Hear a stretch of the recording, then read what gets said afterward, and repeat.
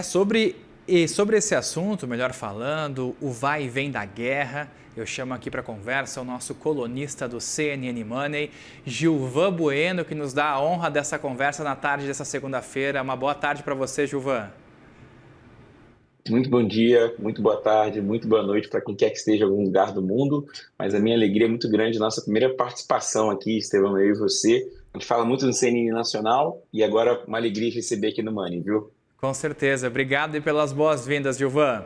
Começando aqui nossa conversa, Gilvan, esse silêncio que Trump se referiu, você acha que ele pode representar uma mudança de postura nas negociações ou é mais uma retórica até para acalmar o mercado mundial? Olha, esse início de junho já se mostra bastante volátil no preço do petróleo, principalmente porque no último mês o ouro negro caiu mais de 19%. Essa queda brusca mostrou ali uma economia caminhando para um diálogo, trazendo ali umas concepções, os principais bancos internacionais analisando o impacto, a redução, o fluxo de circulação no Estreito de Hormuz.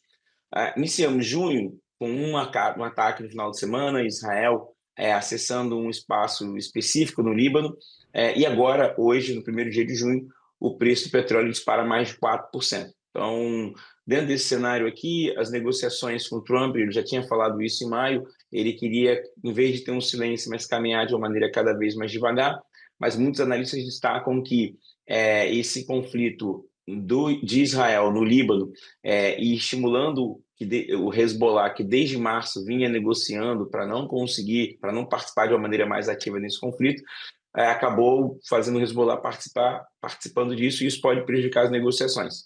Por que essa introdução, Estevam, ela é super importante? Porque se as negociações paralisam, ficam silenciosas ou se prolongam por mais tempo, o preço do barril de petróleo fica próximo de US$ 100. E segundo os estudos do Banco Mundial, esse preço do barril a US$ 100 enfraquece o crescimento econômico, aumenta a inflação e, consequentemente, leva todos os bancos centrais a aumentarem sua taxa de juros.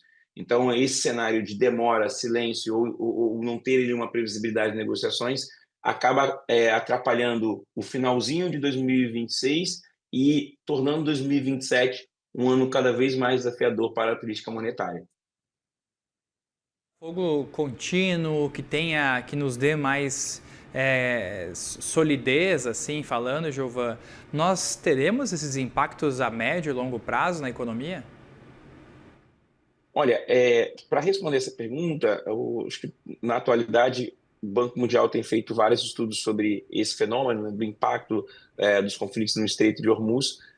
Ele tem mostrado como isso poderá repercutir na economia, principalmente na parte de inflação, crescimento econômico, juros por um tempo mais prolongado e os bancos centrais não conseguindo descer esses juros mais rápido. Isso é uma questão que o Bosch, que é o que vai suceder agora, suceder o Jeremy Powell, vai ter, porque o Donald Trump faz uma pressão que o Banco Central dos Estados Unidos começa a reduzir os juros, sempre lembrando que os Estados Unidos têm uma dívida de US$ 36 trilhões, ele paga 1 trilhão de juros na sua dívida pública. Então, nesse cenário aqui, você tem um Banco Central americano com uma pressão adicional. Só que se o conflito permanecer por um período prolongado, você vai ter o Banco Central não podendo responder de maneira muito rápida, porque os Estados Unidos já começam a sentir uma inflação que começou no preço dos combustíveis e que agora vai passar para o preço da cesta básica americana para alguns itens que são importados. Então, as pressões começam a chegar na economia americana. Isso pode mudar, por exemplo, Estevam, o cenário político para novembro. E parece que Donald Trump não quer levar isso para essas eleições. Gilvan, e você falou de eleição, acho que é importante a gente falar, porque não só nos Estados Unidos a questão política é importante, mas para o Brasil também. Na sua análise, existe alguém que pode se beneficiar com esse discurso, com os impactos econômicos trazidos pela guerra? Sim, acho que a ideia de, hoje no Brasil, essa discussão ideológica de esquerda e direita acaba levando para um diálogo de que se o governo gasta muito, você tem um governo que é mais que causa mais benefícios, que apresenta mais benefícios sociais, que prejudica as contas públicas.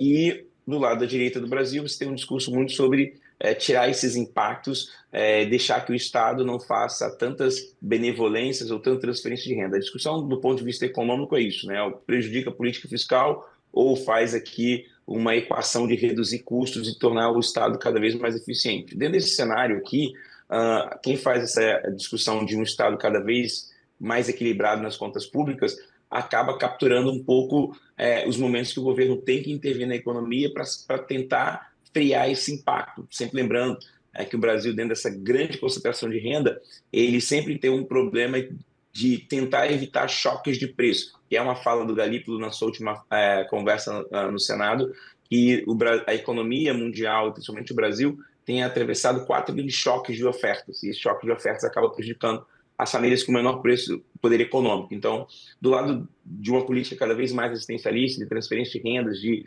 prejudicar as contas públicas, de aumentar os gastos para tentar frear isso é ruim, porque você acaba dando aqui munição para essas políticas que falam que o Estado tem que ser cada vez menor e o Estado tem que ser cada vez mais equilibrado nas suas contas públicas. Então, o conflito prejudica as contas públicas aqui desse lado e estimula os programas de transferência de renda, de conter esses impactos, porque o Brasil tem um desafio socioeconômico muito grande.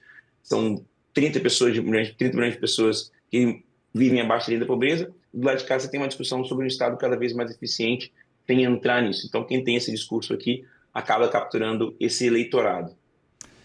Gilvan, é muito importante a gente falar sobre petróleo, a sua visão de análise é mais importante ainda, porque a gente vê que essas movimentações trazem impactos financeiros, impactos também de procura, de movimentação, de logística no mundo. Agora, com esse possível fim de ser um cessar-fogo estabelecido, mais concreto, que movimentação nós podemos encontrar na commodity a partir de hoje, por exemplo? Olha, a commodity de petróleo ela tem uma volatilidade desde o dia 28 de fevereiro, porque ela saiu de um patamar próximo de $59 e chegou a atingir o patamar de $120. Então, dentro desse cenário aqui, você não tem muita previsibilidade. Qualquer coisa que fale aqui é ruim. Então, como é que funciona no atual momento, Estevam? É o seguinte, se no final de semana se atacar as ilhas estratégicas que produzem petróleo, prejudicar ali a distribuição de petróleo no Oriente Médio, você tem um preço indo para $120. Se isso não acontecer, você vai ter um espaço de preço entre $105 e $95. Se você tiver uma discussão de que o conflito vai acabar e que chegou a um entendimento, o preço do barril vai chegar a $90. Então, dentro desse conflito, desde o dia 28 de fevereiro, é essa certeza que a gente tem de curto prazo. Impactos na distribuição, o preço dispara, incerteza, sem falta de acordo, ele fica numa questão de $95 a $105. E se você tem uma discussão, olha, a gente chegou a um acordo, as pessoas participaram para $90. Aí depois isso não acontece, a gente tem falado muito do taco, o preço volta para esse patamar. Então, é um período muito incerto, mas que os principais beneficiados são as indústrias petroquímicas que trabalham com essa diferença de preço. E quando você começa a olhar as principais empresas petrolíferas no mundo, elas têm uma forte valorização desde o início do conflito, que elas conseguem capturar muito essa oscilação de preço. Gilvan Bueno, colunista do CNN Money, muito obrigado por abrilhantar o nosso programa, o fechamento de mercado hoje aqui, meu amigo. Que alegria, Revila, um prazer estar na sua companhia, um ótimo mês de junho para você e nossa audiência. Combinado, um abraço e até uma próxima.